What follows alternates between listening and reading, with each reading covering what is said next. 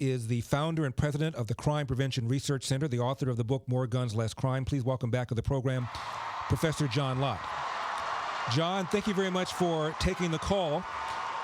Don't tell me that after a mass shooting, politicians have rushed and passed a law that would do absolutely nothing to have averted the tragedy that the law was designed to avert. Right. Okay, well, I guess our interview's over at that point. 22 people were killed, a horrific mass shooting. Tell us about the mass shooting. Tell us about the shooter, where the shooter acquired his guns, and would this law have done anything? Right.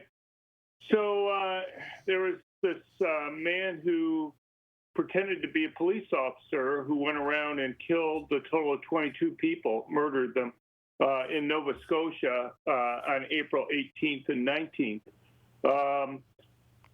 He had, give you some idea, the guy had decaled his car so that it looked exactly like a police car. He had a police uniform.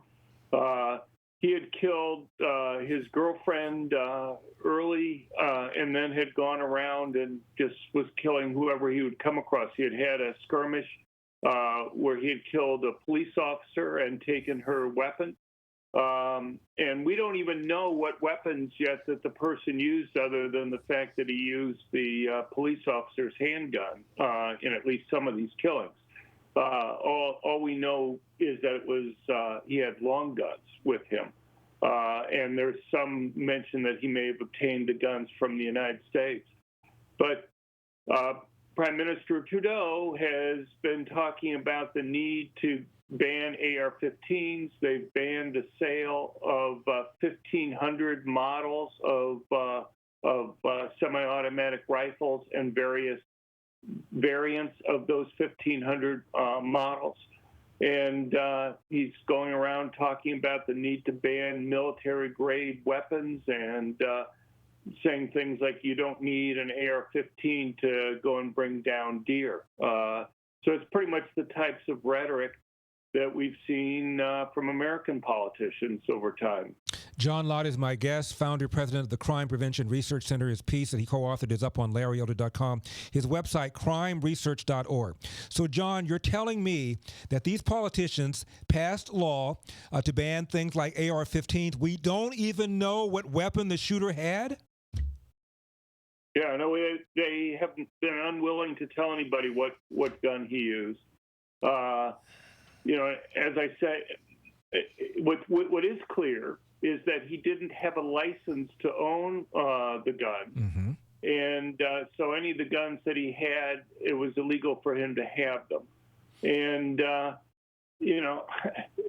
but the thing is, also, they're banning, it's very similar in many ways to the 1994 assault weapons ban that we had here in the United States, mm-hmm. where they're banning guns based on how they look, guns that they view as assault weapons rather than how they function. So they're not banning all semi-automatic rifles. They're banning most of them that are for sale. But it's not really been ever obvious to me, whether it be with our own assault weapons ban or what they're talking about in Canada, why you would think banning weapons based on how they look rather than how they function is even a way to go about doing it. He talks about these AR-15s being military-grade weapons. The Canadian military doesn't even use rifles that are purely semi-automatic. The rifles that the Canadian military and basically other militaries around the world use are select-fire weapons where you can fire it either in semi-automatic mode or fully auto or burst mode, and you can switch between those. But I guess it sells with people. The Canadian media is talking about them constantly as being military weapons. In fact, it's pretty hard to find anybody in the Canadian media that points out that these are functionally the same. The ones that they're banning, they're not banning military weapons there. The guns that they're banning are functionally hunting rifles. They fire the same bullets at the same rapidity, doing the same damage as small caliber hunting rifles that are already that they're still going to allow some models of those to be sold. Mm-hmm. And I guess they think that that's a solution to ban some. The thing is that nobody talks about is the fact that there are benefits to civilians having semi-automatic weapons. There's three types of guns. There's manually loaded guns where you have to physically put another bullet in the chamber after you fire a round. There's semi-automatic. One pull the trigger, one bullet comes out, it reloads itself. One pull the trigger, one bullet comes out, and so on. And then there's machine guns. They're fully automatic, which as long as you have the trigger depressed, bullets will come out.